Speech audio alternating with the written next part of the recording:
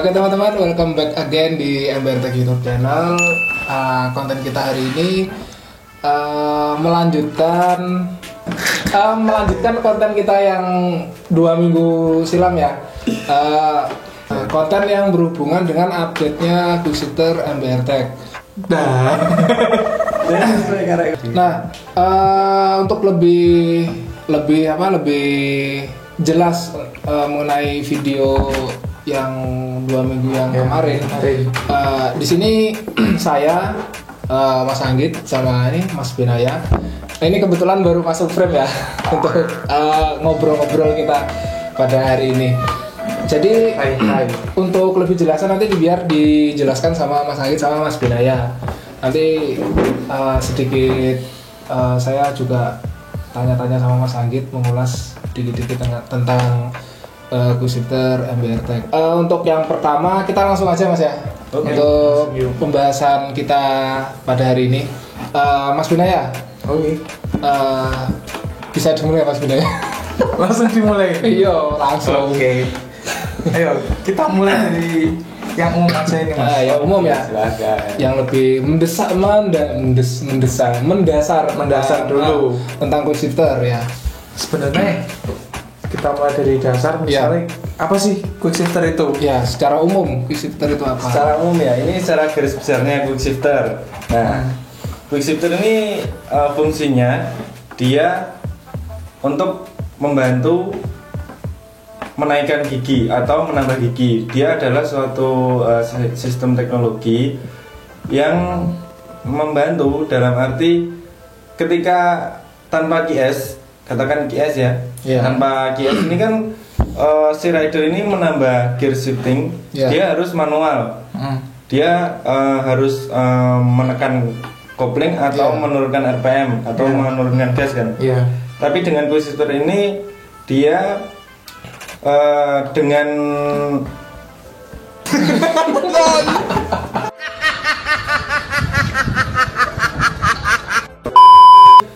QuickShifter itu lebih condong untuk membantu sistem perpindahan gear sebenarnya. Nah, dari QuickShifter ini maka banyak hal yang bisa didapatkan. Yang terbantu yang pertama itu jelas dari time-nya saat ngoper gigi dari manual dengan sistem QuickShifter ini jelas lebih beda, lebih cepat. Dan apabila digunakan di dunia road race itu kan banyak lap yang harus dilakukan oleh si rider. Ini kan ketika manual ini kan juga agak capek dalam penggunaan manual shift. Manual shiftingnya. Nah, seperti itu. Jika pakai QS ini maka lebih terbantu dalam perpindahan gear shiftnya. Selain itu kan torsi yang didapatkan dari mesin ini kan lebih tersambung ke roda. Lebih cepat gitu ya? Enggak, katakan kita kalau manual itu kan harus buka clutch, buka kopling. Nah, dari buka kopling ini ada data kita nanti itu tenaga yang terbuang dari pergesekan kopling ini ada Mas. Gitu. Itu secara tidak kelihatan ya, itu ada efeknya. Makanya kenapa ada teknologi QuickShifter ini. Itu secara garis besarnya seperti itu. Secara garis besar. Nah, ini dari asumsi yang beredar di masyarakat ini, di sosmed terus di Instagram, banyak yang tanya kalau kita shifting pakai QS ini RPM kita benar-benar nggak drop gitu. Oke, ini menyangkut QuickShifter terhadap RPM. Perlu diketahui teman-teman MBR Tech, gini, kita sedikit main logika saja. QuickShifter ini kan membantu perpindahan gear. Nah, gear. Kalau dikatakan dia tidak mengedropkan RPM atau membantu RPM supaya tidak terlalu drop ketika setelah overshift, setelah shifting, itu dikatakan tidak bisa karena gini, QuickShifter ini berhubungan dengan gearbox tersebut berhubungan dengan tenaga yang dihasilkan oleh si mesin tersebut. Nah, maka dari itu QuickShifter ini harus dilihat juga sistem rasionya seperti apa. Kalau untuk motor harian, kenapa setiap perpindahan gigi itu ada drop RPM? Tapi dikatakan itu sebenarnya bukan drop RPM, dia turun RPM dikarenakan dari gear 1 katakan itu pindah ke gear 2 akan ada perpindahan gear 1 ke 2 dan perbandingannya kan beda mas. Gear 1 kan katakan sekian untuk kecepatan sekian. Nah, dia kan pindah ke gear 2 untuk kecepatan sekian sampai sekian. Nah, dari drop RPM ini sampai naik lagi itu kan yang didapatkan percepatan motor mas. Nah, kalau mau RPM-nya stuck di situ itu pasti kembali lagi dia nggak dapat percepatan si motor tersebut, lajunya nggak ada gitu. Dia kan hanya RPM saja. Itu beda lagi dengan motor yang sudah di custom. Katakan untuk motor road race itu kan rasionya lebih close. Nah itu beda lagi. Nah jadi secara garis besar untuk RPM terhadap QS ini juga harus dilihat juga seperti apa motor yang dipasangnya itu motor harian kah atau motor untuk kompetisi. Nah seperti itu. Jadi nggak bisa katakan QS ini harus bantu RPM tidak terlalu drop, itu nggak bisa kan. Dilihat dulu secara ruang lingkupnya itu banyak mas part yang ada di motor tersebut. Jadi nggak bisa hanya QS saja kan seperti itu. Jadi kalau misalnya kan apa itu kalau road race kan memang butuhnya itu rasionya yang pendek-pendek. Berarti itu apakah dropnya semakin kecil atau gimana? Nah ini untuk sepengalaman kita dalam uji coba di motor road race itu yang sudah didapat dalam setiap shift itu berbeda. Dari gear 1, 2 sampai 5 itu di motor M-Making itu berbeda. Cuman dari segi yang tidak memakai QS itu lebih ke minim dalam arti dropnya RPM. Katakan sebelum pakai QS itu dropnya bisa sampai 3000. Di sini bisa lebih kecil 2.500 sampai hanya 2.500 atau 2.000. Itu tergantung ya kembali lagi ke rasionya itu tadi. Rasio. Nah, kan udah dijelasin tadi apa itu secara umum QS-nya kerjanya gitu. Terus kalau di motor road race seperti itu. Nah, sebenarnya QS ini cara kerjanya itu gimana sih? Kalau secara umum itu gimana dia bisa mindahin gigi ke yang lebih tinggi tanpa ngopling, tanpa menurunkan RPM gitu?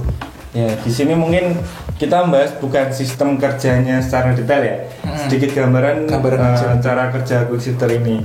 Nah, itu banyak quick shifter yang bekerja mulai dari ignition, itu ada. Quick shifter yang bekerja dari fuel itu juga ada. Dan quick shifter yang bekerja dari timing pengapian itu juga ada. Itu tergantung si produsen atau brand tersebut membuat QS itu sistemnya di mana. Itu juga mungkin untuk kompetisi atau untuk sepeda harian, sepeda motor harian. Motor. Ya, mungkin lanjut. Ya itu mungkin nanti untuk penggunaan ketika mau beli QS itu juga dilihat. Kita mau dipasang motor harian kan atau mungkin banyak referensi dulu sebelum pembelian dalam QS itu. Itu macam-macam mas untuk quick shifter ini. Jadi gini mas, tadi kan Mas Anggit bahas masalah motor race sama yang motor universal harian. Nah itu kan otomatis rasio di motor race sama harian itu kan beda mas ya. Nah beda. Bahkan motor yang harian pun itu antara katakan sama-sama CBR 250 cc. Nah itu kan rasionya kan juga beda mas. Nah itu karena apa? Gini, mungkin maksudnya sama-sama CBR, tapi settingannya berbeda. Settingannya berbeda. Seperti itu. Itu gini, banyak faktor. Sebenarnya motor kita ambil sampel motor Honda CBR 250 RR ini ya. Itu motor keluaran tahun sekian dan tahun sekian. Itu karakter gearboxnya itu bisa beda. Ada yang semut, ada yang agak keras, dan ada yang ya sewajarnya si gearbox sepeda motor. Nah itu mungkin makanya QS kita itu kita sediakan settingan yang sebanyak mungkin. Maka dari itu quick shifter MBR Tech ini kita sediakan ya settingannya itu lebih banyak. Jadi ketika untuk menyesuaikan di motor yang akan dipasangkan quick shifter tersebut bisa dimaksimalkan secara fungsi quick shifternya itu, entah dicari semutnya atau dicari enak buat riding harian. Nah seperti itu. Mungkin penjelasan sedikit tentang kenapa settingannya berbeda sedangkan yang dipasang sama-sama motor CBR 250 RR. Jadi nggak berlaku sama mungkin ya Ninja sama Ninja pun juga demikian Mas ya? Iya bisa, berlaku bisa terjadi hal seperti itu. Ya. Terus pertanyaan selanjutnya Mas, jenis quick shifter. Quick shifter itu kan mungkin kalau orang awam itu kan dia hanya sekedar quick shifter yang dia tahu. Nah, sedangkan lebih luasnya itu kan quick shifter terbagi dua Mas ya. Ada yang quick shifter stand alone sama quick shifter yang include langsung sama ECU. Nah, itu biar teman-teman tahu semua Mas. Perbedaan dari kedua jenis quick shifter itu apa Mas? Oke. Untuk quick shifter yang dijual di pasaran include dengan ECU itu salah satu mereknya adalah yang pernah kita pelajari itu Aracer, dan yang standalone itu banyak ada Starline dan Dyno. Aracer pun juga jual yang jenis standalone. Mungkin secara setup atau settingan yang ada di dalamnya atau variabel yang bisa disetting itu yang khusus standalone itu terbatas. Yang jelas untuk settingan setiap shiftingnya itu dia ya selayaknya quick shifter saja, nggak bisa sampai masuk untuk mengatur fuelnya setelah nge-shift. Bisa dikatakan fuel compensation. Fuel compensation. Nah, jika QS yang include dengan ECU itu banyak variabel yang bisa disetting. Jadi dia itu mau sistem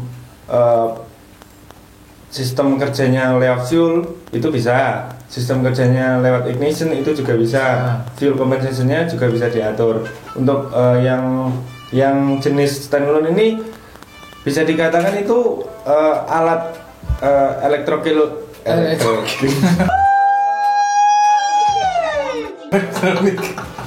alat jangan kroki elektrokil gitu sam cak elektronik maksudnya Mas. Quick shifter yang standalone ini bisa dikatakan alat tambahan jadi ya yang di luar ECU gitu di luar ECU yaitu terbatas untuk setupnya. Berarti kan intinya dari dua jenis quick shifter ini berarti kan yang lebih kompleks itu kan yang langsung ECU. Langsung ECU betul. Sedangkan yang yang standalone itu dia ya sekedar dia seperti quick shifter membantu dalam shifting shifting gear. Untuk pertanyaan selanjutnya, monggo Mas Bi. Oke.